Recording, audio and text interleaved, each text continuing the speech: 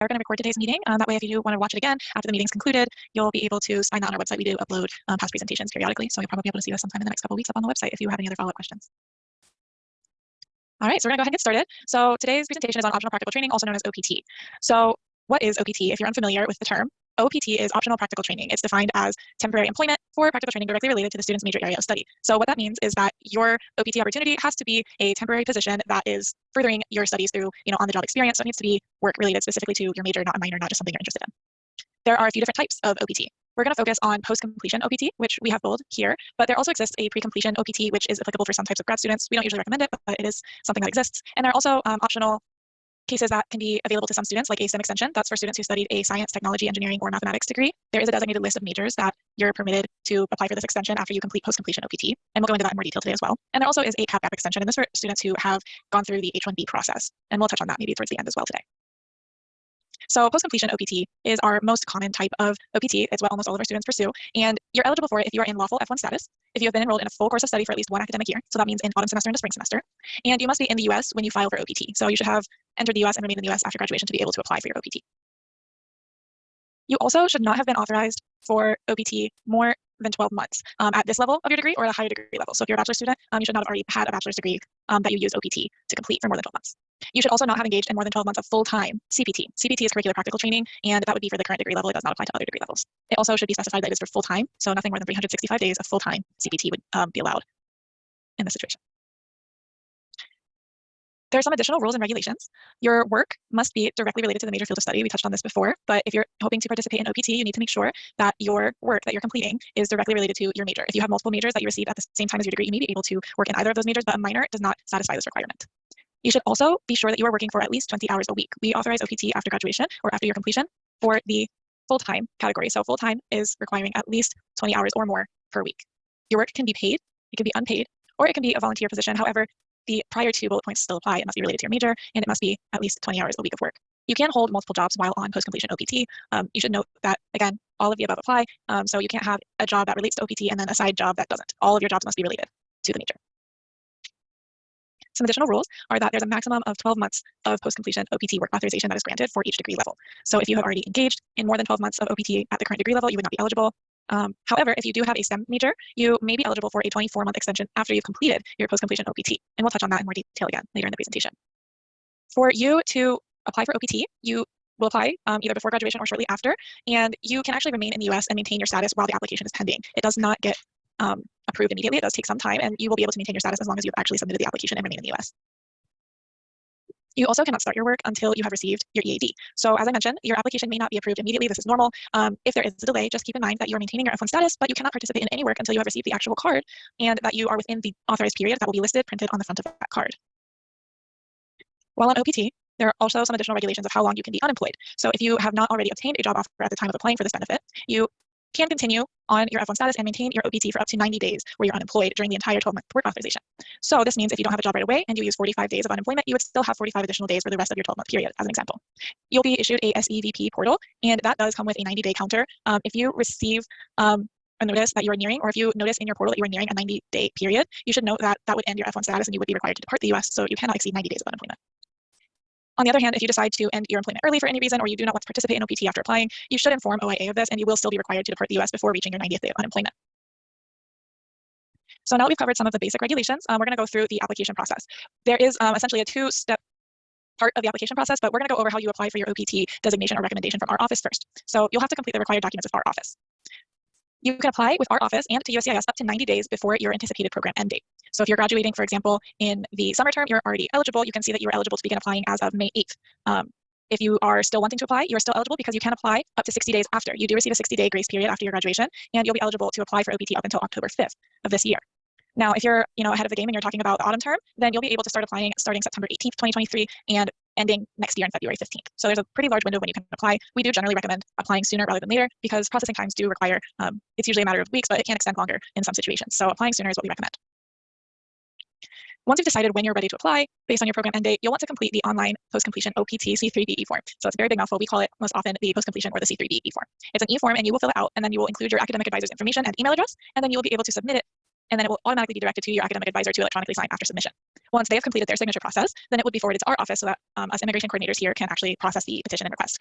So once you've done that, we would then be able to go through the process of issuing you an OPT endorsed I-20, which we would then issue to you, you would print and sign, and then we recommend before you submit your actual application to USCIS that you schedule a Zoom appointment. We do have one-on-one appointments available, and you can actually review your OPT materials with us. We have our link here. It's go.osu.edu/intstu appointment.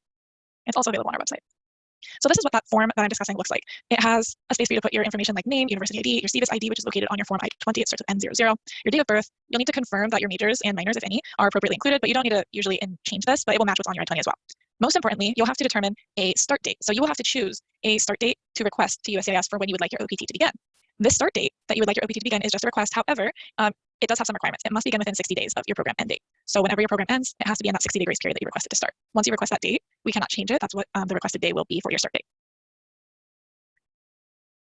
This page includes some information that you will have to review to make sure you understand all of the different parts of the OPT reporting requirements and other obligations you will have as you continue to maintain your F1 status through OPT. Once you agree to all of these and review them, you'll then include your academic advisor's name and then their email address. You'll note here that we do request that you use their osu.edu email domain because other variations like buckeyemail.osu.edu or chemistry.ohiostate.edu do have a little bit of an issue with the e-form, so please make sure you're using their standard osu.edu email domain. So going into the start date a little bit more in detail, this is often something that students have questions on. So we do recommend that you choose this ahead of time, and you can apply again prior to reaching your program end date. However, your start date must be after the end date and within that 60-day grace period. Usually your commencement will be your end date. So we have some examples here. The regular commencement for, and we'll skip to summer since we're now in that era. If you are graduating on August 6th, you could request a start date anytime from August 7th through October 5th.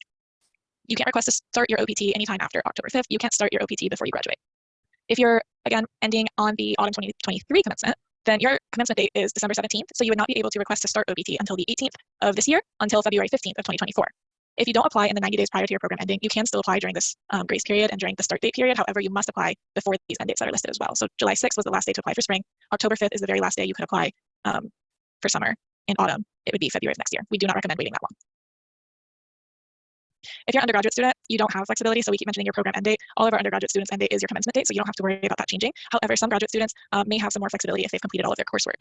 So if you are going to use that commencement date, we can do that. If, we can choose August 6th, or we can choose December 17th for the autumn semester. Some graduate students may want to choose the end of semester option if they're not able to complete their degree by the time of the commencement date. This would allow you a couple of weeks at the end of the semester where you can complete your requirements, and we would use the end of semester date as your program end date. This means that the timeline of when you're eligible to apply for OPT and the requested start date would change. If you choose this option, you should note that you will not have the ability to graduate at or walk at the commencement. You will likely have to walk at the following term's commencement. So if you were to choose the end of semester option for summer, then you will likely be receiving your diploma in the autumn commencement date in December. Other students, for example, many doctorate students, will have a defense date that may not fall exactly on the commencement date. If you choose to request that we change your program end date to your official defense date, we would need additional documentation from you and your advisor. And because we would be ending your program prior to the end of the term, we generally don't recommend this if you hold a graduate associate position or appointment, because you would lose any authorization to work on campus after your program end. And that applies to all students. All students will no longer be allowed to work on campus or off campus after their program ends unless they have received that EAD card with work authorization. So as I mentioned, that's the process for our office. You'll request your start date and you'll request your OPT, and we'll issue you an I-20. Once we have sent you your OPT endorsed form I-20, you'll have to print it off. We do recommend printing off a two-sided color copy, and then you will need to hand sign in ink, and that's what you will use for your latest I-20. You'll also use it to include with your application to USCIS. So we're going to go over the application process. Before we get started, I do want to make sure that you're aware that you are solely responsible for preparing the Form I-765 and the documentation required to apply for the OPT. The information that we're presenting today is subject to change, is not legal advice. I am not an attorney. We recommend that you do seek legal counsel if you require additional guidance regarding your application, and you can also refer to the instructions for the I-765 application on the USCIS website. We've included a link here for your convenience. It's uscis.gov/I-765. Also, the formatting of the template in our presentation might differ from the exact form that's available right now, especially if they have made any recent changes. You should be able to, again, visit their website for more information to confirm the most updated or most recent forms. We recommend online filing. So there are two options. There is a paper application. However, it does generally take more time for USCIS to process that, so we generally recommend, if possible, to use the online filing option. There's also a premium processing option that they have just started this year. So if you're applying for OPT and you would like to file online, we do recommend it.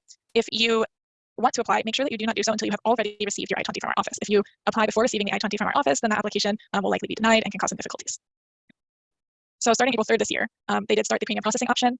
This is an additional $1,500 fee on top of the standard application fee of $410. So this will increase the amount you have to pay. However, the benefit is that you will receive a adjudicating decision within 30 days. This means it could be an approval, it could be a request for additional evidence, it could be a notice of denial or denial, which are not common, but technically that would be a decision that's available. If you're interested, you should talk with an immigration coordinator so we can go over this in more detail with you. You can also check out the USCIS website, and we've included the link here as well. When you're going through the form, you'll want to make sure that you are requesting to start a form in your USCIS online account by choosing the Application for Employment Authorization I-765. Once you have chosen this option, you can then proceed to starting your form. The eligibility category for post-completion OPT is C3B. Our OIA form also is titled this way just to remind you of the eligibility that you are applying for. When you're applying for OPT for post-completion, generally you will be applying for your initial permission to accept employment. If you have ever filed the form I-765 before, then you would need to check yes. If you are unsure if you have, normally this would be associated with any work authorization granted by USCIS such as H-1B or a previous OPT. This does not include CPT. So please do not choose yes if it is only CPT. Unless you're using the assistance of legal counsel or some other organization that is authorized to work with you with legal applications to USCIS, you would choose no for this option. You also have to include your current legal name. This generally will match what's on your birth certificate or passport. And then it will also inquire, have you used any other name since birth? Normally, if you've had a legal name change, we would recommend you choose yes. If you've not had a legal name change, then you can select no. You can then enter your contact information. If your phone number that you're providing is also your mobile phone number, you can select the checkbox here. If it's different, please provide the other number. And then you can use your email address. If you choose to use your OSU email, your Buckeye mail should remain active after your graduation, so you're free to do so. If you would like to use a personal email address instead, you are welcome to use that as well. You will have to choose a mailing address. This mailing address is where your EAD card will be mailed to you. It must be valid for at least 3 to 4 months after you submit your application, because if you were to move, there's a higher chance that the card would be delivered to the wrong address, or that perhaps it's no longer accessible to you, depending on the timeline of when the card is produced and when you're moving. Please note you should not use PO boxes or any on-campus addresses as your mailing address. Those often have the card returned to sender, and government mail is not forwarded. So you should also note that your physical address, which is separate from your mailing address, must match what's reported in CVIS or in your Buckeye Link account. So you'll note here that if your current mailing address is the same as your physical address, so if you are able to receive mail at your residence, then you would use your address here and you would choose yes. If your mailing address is not going to be valid for that entire period, you may want to list a friend or family member's address instead where you can receive mail. Make sure that you can write their name in the in care of box. So if you are using a friend's address, you would include your friend name. Here we have Betty Buckeye is receiving mail for Brutus Buckeye at their residence, and we include that mailing address here. Because it is not your physical address, you do also need to note where you are currently living. Your physical address must match what is reported in CVIS or Buckeye Link. So on this stage, you're going to choose your gender and marital status. On this page, you'll indicate where you were born. You can include the city. If there's a state or province, you would include that, and then a country. You would also need to include your date of birth. Please make sure that you're including all dates in this application in the standard US format of month, date, year. You'll also need to include what is your country or countries of citizenship or nationality. You'll need to include all countries. Most students only have one. Oops. And then you'll also need to include a form I-94 arrival departure record number. You can get your I-94 at http://cbp.gov/I-94. And we have that link available. You likely have already used this before when you entered the US with your F1 visa. If you did a change of status, this may be listed on your approval notice. You'll have to include the date of your last arrival in the US. So you would choose the date of arrival, the place of your arrival, and the status at your last arrival should have been F1 student. You will need to include your passport number in your most recently issued passport, even if you entered on a prior passport. You likely do not have a travel document. A travel document is usually issued to people who do not have a passport. So if you have a passport, you can leave this section blank. And then you'll need to include the expiration date. So as we mentioned, you should use your most recently issued passport, which should be valid for more than 6 months into the future. If it is not, you're required to get a new passport as part of your F1 status. You also want to indicate which country issued your passport. It will ask you again what your current immigration status is. Most students, this will be the F1. I'm going back to this past page. If you did change your status, your last arrival may be different, so keep in mind. But most students, it will be F1 and F1. Here, you will need to include your student and exchange visitor information system. That is your CVIS number. This is listed on your I-20 in the top left corner, and it starts with N00 for almost every student.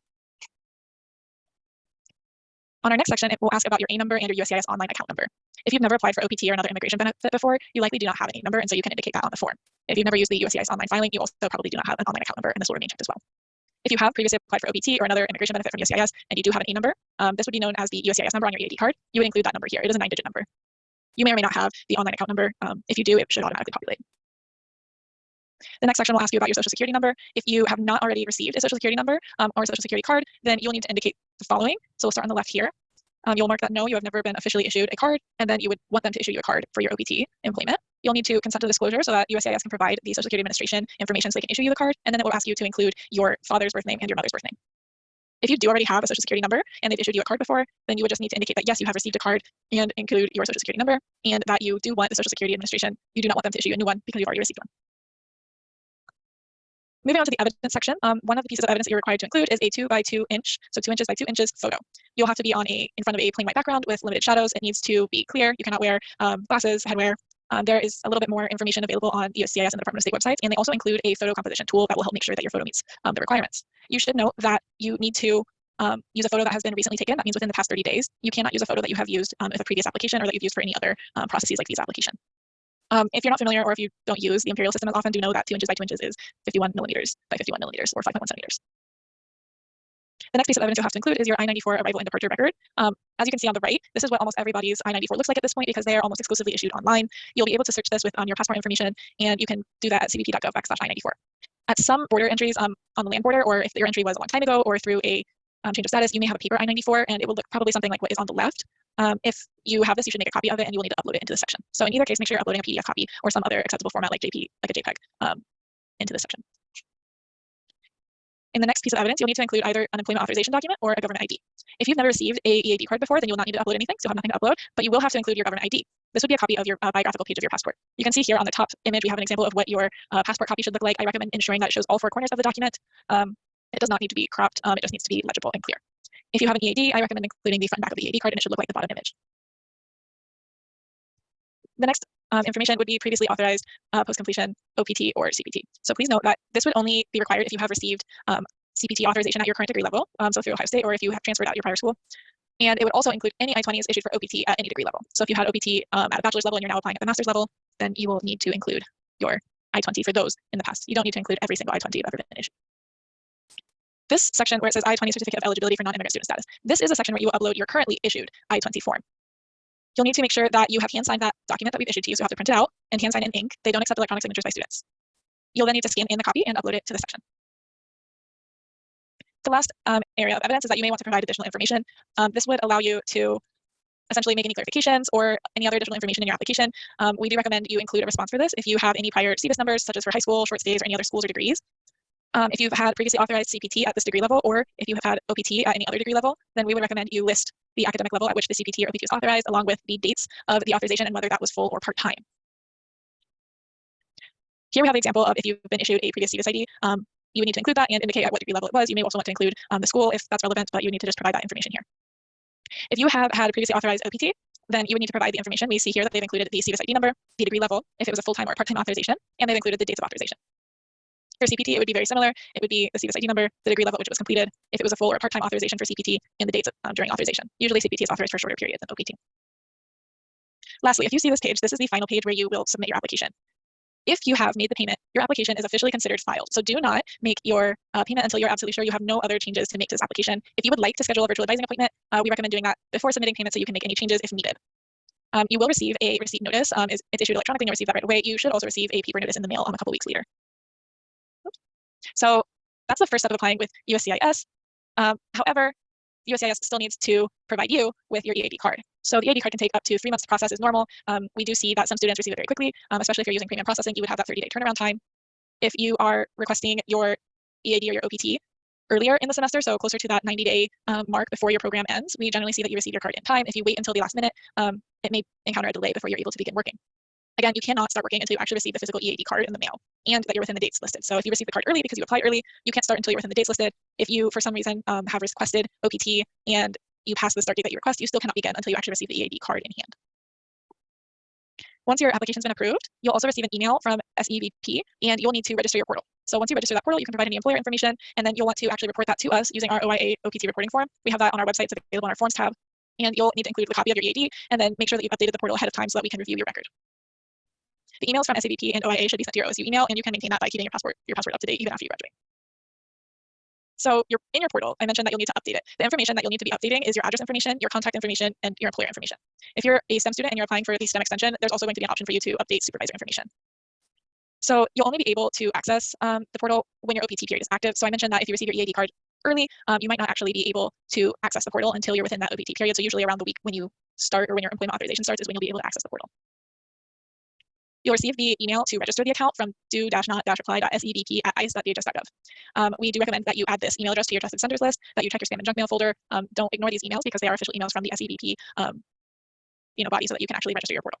You'll have to create a unique password, and they do have some requirements on how to do that they specify on their page. And you can actually log in directly at sevp.ice.gov/OPT.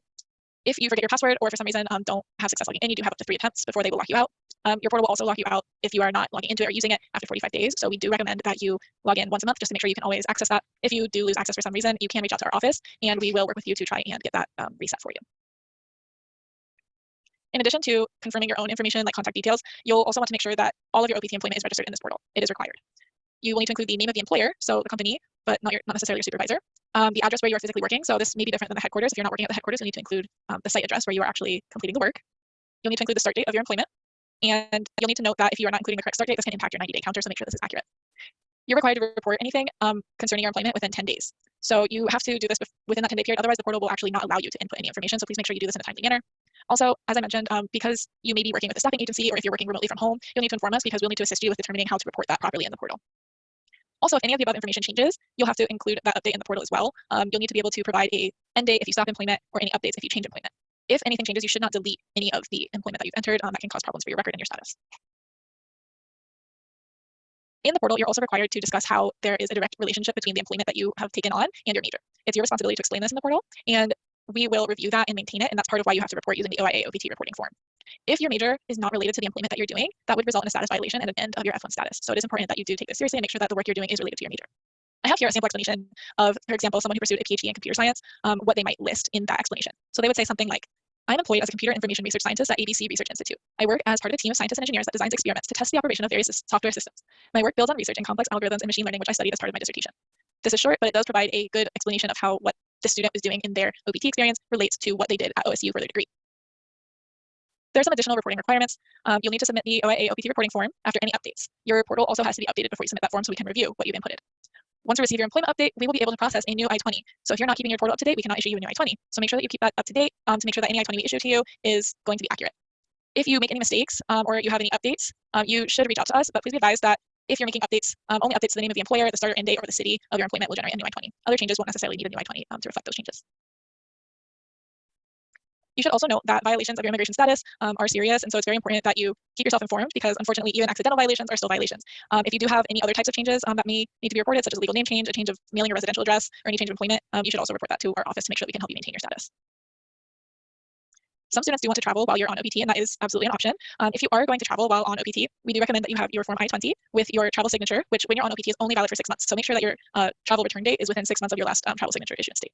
You'll also need your valid passport. You'll need a valid F1 visa, so it can't be expired. And you'll need your EAD card or receipt notice if your case has not yet been approved, and a job offer letter. The job offer letter will allow the CBP official, if they ask for it, to note that you are returning to resume or to start your OPT with that employer so that you're able to maintain your F1 status. Again, there is an unemployment period that is allowed. However, it's easier to re-enter if you already have a job lined up usually.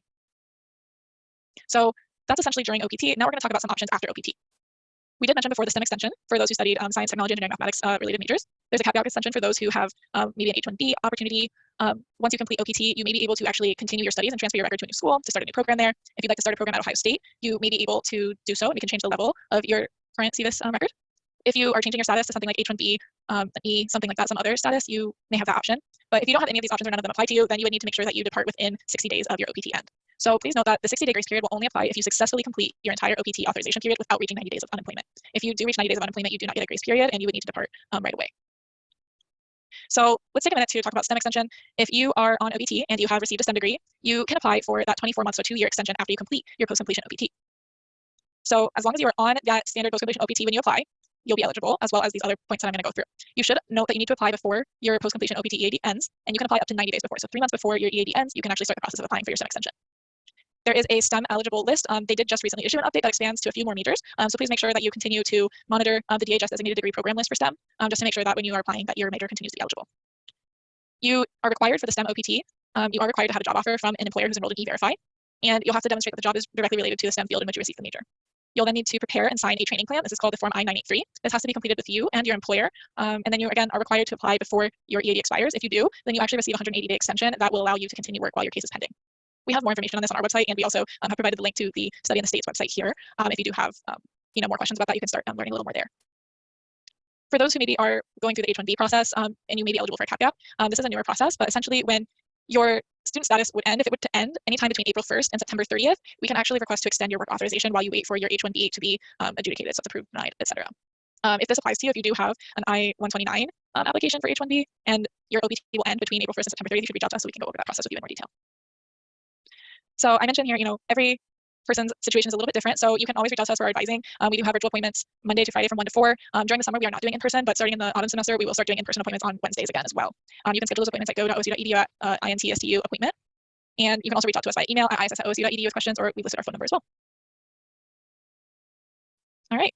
So I know that I see we have a lot of things going on in our chat here, and I know Jennifer's been answering, but we're going to go ahead and end our recording here for today so we can kind of get into some of your guys' questions if you guys have anything else. Okay, so just give us one moment. And I see your hand, Stefano, so give us just one moment to end our recording.